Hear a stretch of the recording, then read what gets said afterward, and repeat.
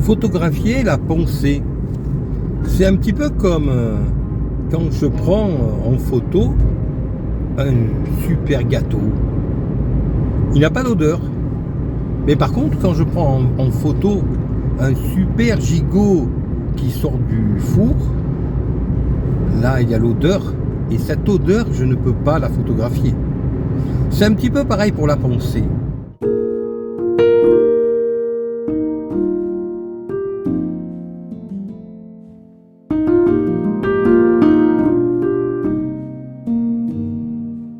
La pensée vivante n'est que très rarement photographiée.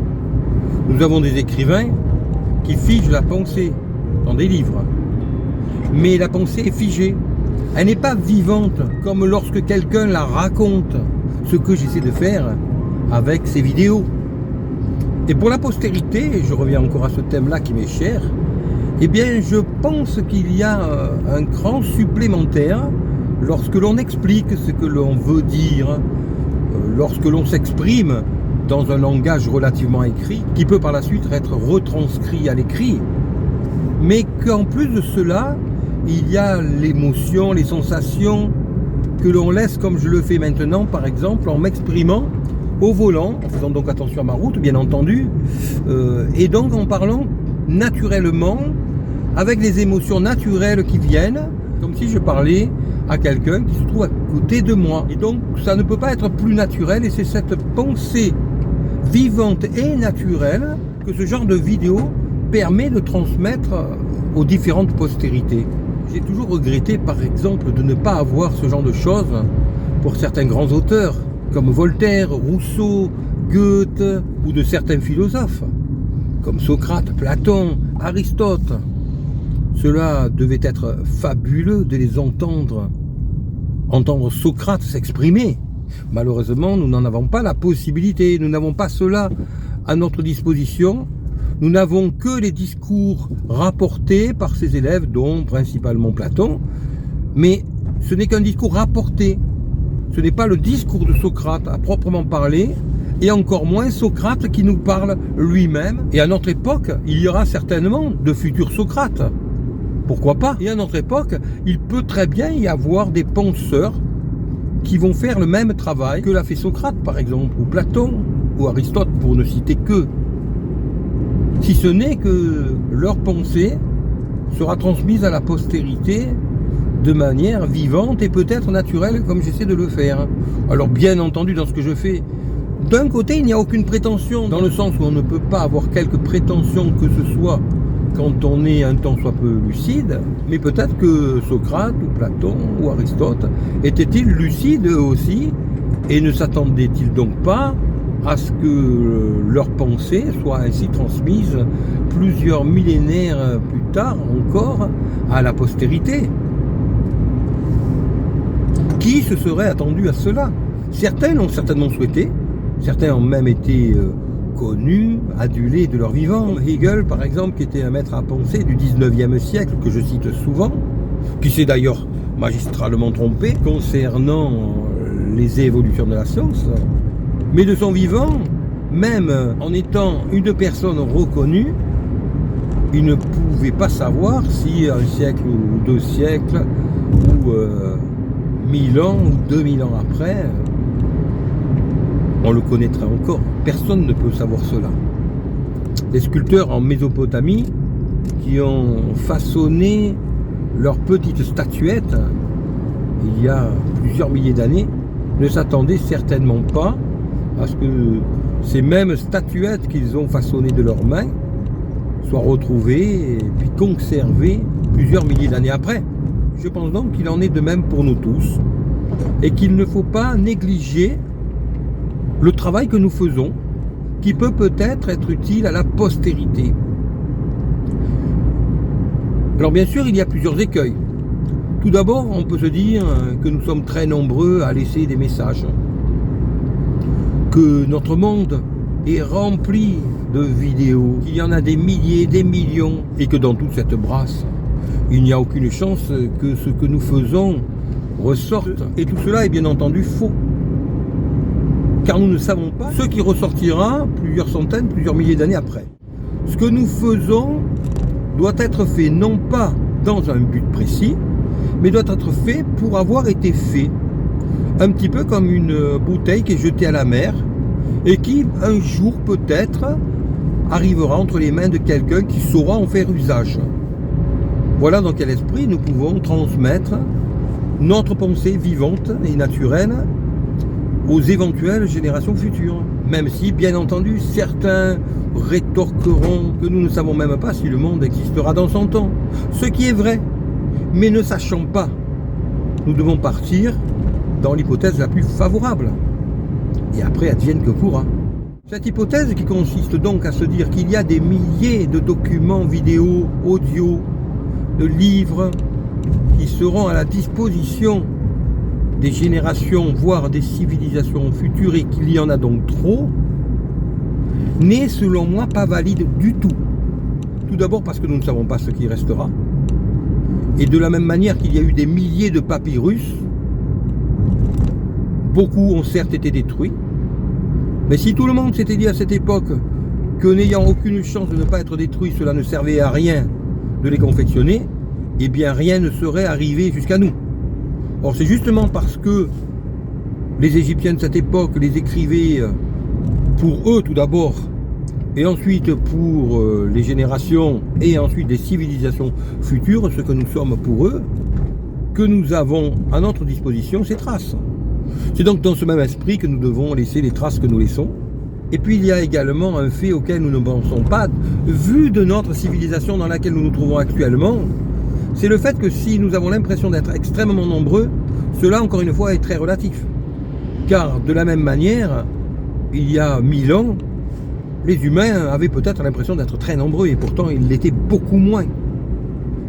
Et en ce qui nous concerne, nous sommes 7 milliards d'habitants sur Terre.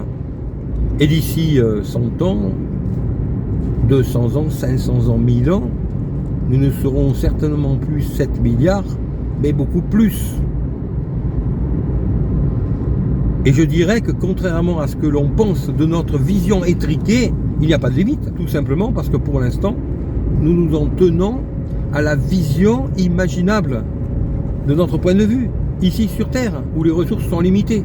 Mais d'ici là, si l'humanité a survécu, elle aura très certainement colonisé d'autres systèmes, d'autres planètes, et donc les évolutions seront infinies. Nous ne serons donc plus limités au nombre d'habitants que peut accueillir la Terre. Et si nous sommes 7 milliards, nous serons certainement à un moment donné 70 milliards, 700 milliards, disséminés un peu partout dans la galaxie, voire plus loin. Et alors, les traces que nous aurons laissées seront d'autant plus précieuses, car rares. Sachant que les personnes qui laissent véritablement un témoignage de la pensée de notre époque ne sont pas si nombreuses que cela.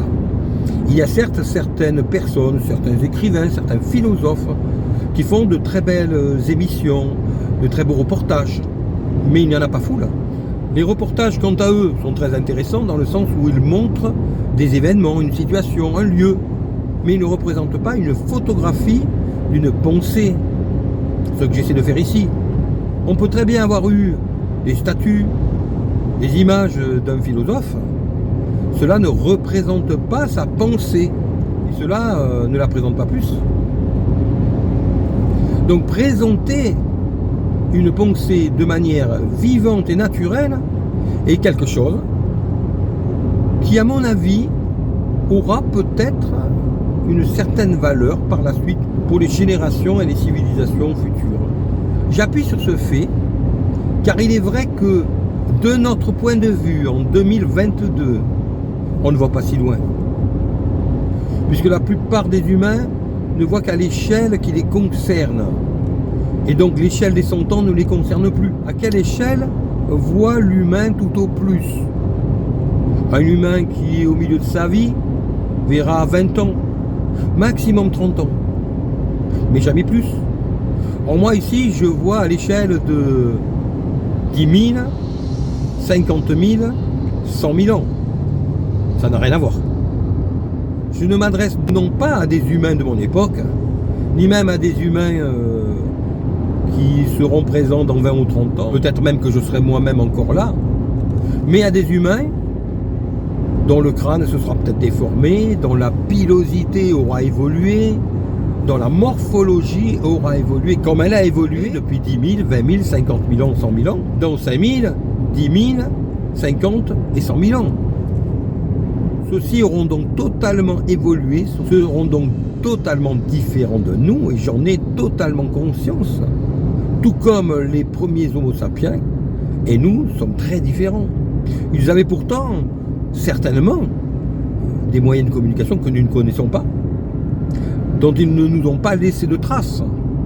S'ils avaient pu laisser des traces, peut-être aurions-nous pu connaître leur pensée, niveau d'évolution qui était le leur, bien entendu. Mais peut-être aurions-nous pu connaître cet aspect de leur vie. Or, nous n'en avons absolument aucune trace, tout simplement car ils n'avaient pas la possibilité de nous en laisser des traces.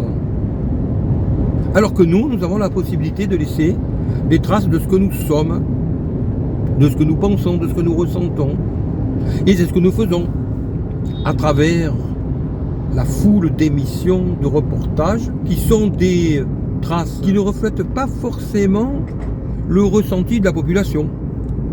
Alors que les enregistrements vidéo non professionnels, comme je le fais là, donnent un ressenti pour le moins d'une certaine population dont je fais partie, d'un pays, d'une région, d'une époque particulière. Donc, pour cela, tout au moins, ce que je transmets ici sera un certain révélateur. Alors que si on ne laisse rien, eh bien par définition, il n'y a rien. Et comme les âges ne peuvent pas communiquer entre eux, les humains n'auront, dans un futur lointain, pas la possibilité de venir nous interroger sur des points sur lesquels il aurait fallu que nous nous exprimions, et entre autres, la perception que nous avons de notre futur. D'un côté des générations futures et d'un autre côté des civilisations futures. Car à notre époque, jamais je n'ai entendu qui que ce soit imaginer la notion de civilisation future qui implique la fin de la nôtre. Jamais personne ne veut penser que notre civilisation n'est qu'une civilisation, comme il y en a eu tant d'autres bien avant nous, qui se développent, qui évoluent pour arriver à un stade de plateau et enfin décroître et disparaître après s'être totalement effondré, comme on en a l'exemple magistral avec l'Empire romain, qui a pourtant eu une durée de vie de plus de 1000 ans, qui pouvait se croire indestructible et qui finalement a fini par totalement disparaître.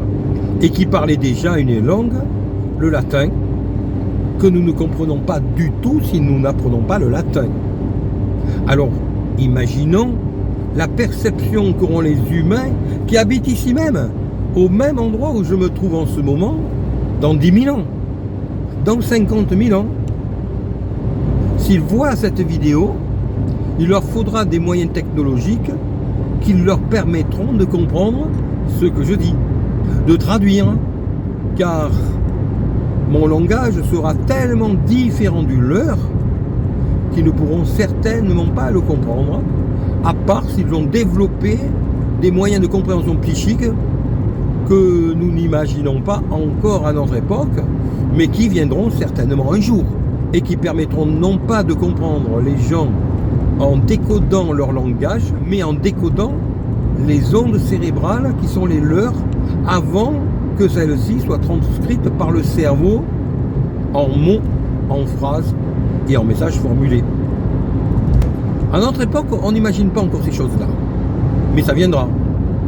Et donc, à une époque où cela sera devenu naturel, alors peut-être comprendront-ils instantanément, en captant peut-être mes ondes cérébrales, ce que je dis non seulement, mais peut-être aussi ce que je ressens, ce que je veux laisser ressentir à ces personnes du futur, que j'en profite pour saluer, bien entendu. À notre époque, certaines personnes rêvent même parfois de renaître dans le futur, en se faisant cryogéniser. Et à mon avis, cela est une erreur, car on peut cryogéniser un corps, mais nous ne sommes pas un corps, nous sommes un esprit qui se trouve incarné dans un corps. Donc on peut cryogéniser le corps. Je ne pense pas que l'esprit reste bien longtemps emprisonné de ce corps quasiment mort, dirons-nous. On risque de réveiller un corps qui n'aura plus d'esprit. Mais cela n'est que supposition, car en fait, on ne peut pas encore le dire à notre époque. Il est tout à fait possible que le film avec Louis de Funès, Hibernatus, soit quelque chose de possible. Je ne peux pas le dire. Je termine donc cette petite vidéo en m'adressant aux personnes du futur qui éventuellement verraient cette vidéo dans un lointain futur pour leur dire que oui, nous avions conscience à notre époque, en ce tout début du 3e millénaire, pour certains, que nous sommes une civilisation qui a un début, un milieu et une fin, qu'un jour ou l'autre, celle-ci s'arrêtera, s'éteindra, pour laisser le jour à une nouvelle civilisation, et ce ne sera pas la fin du monde, puisqu'à chaque fois qu'une civilisation s'éteint, il y en a une nouvelle qui vient renaître de ses cendres pour laisser place à une nouvelle civilisation différente. Donc, si à notre époque, la plupart des gens n'imaginent pas la fin de cette civilisation, comme cela a certainement dû être le cas dans quasiment toutes les civilisations, il y en a certains comme moi qui en ont tout à fait conscience, certainement du fait qu'ils ont étudié l'histoire des civilisations et qu'à partir de ce moment-là, ils se disent bien qu'il n'y a pas de raison que ce qui a toujours été valable pour toutes les autres civilisations ne le soit pas également pour nous. Donc il est tout à fait logique qu'un jour ou l'autre, nous laissions place à une autre civilisation qui étudiera ce que nous avons été. Et dans ce cas-là, eh bien, les traces que nous laisserons pourront être utiles. Peut-être même pourront-elles être précieuses. Mais au moins seront-elles utiles.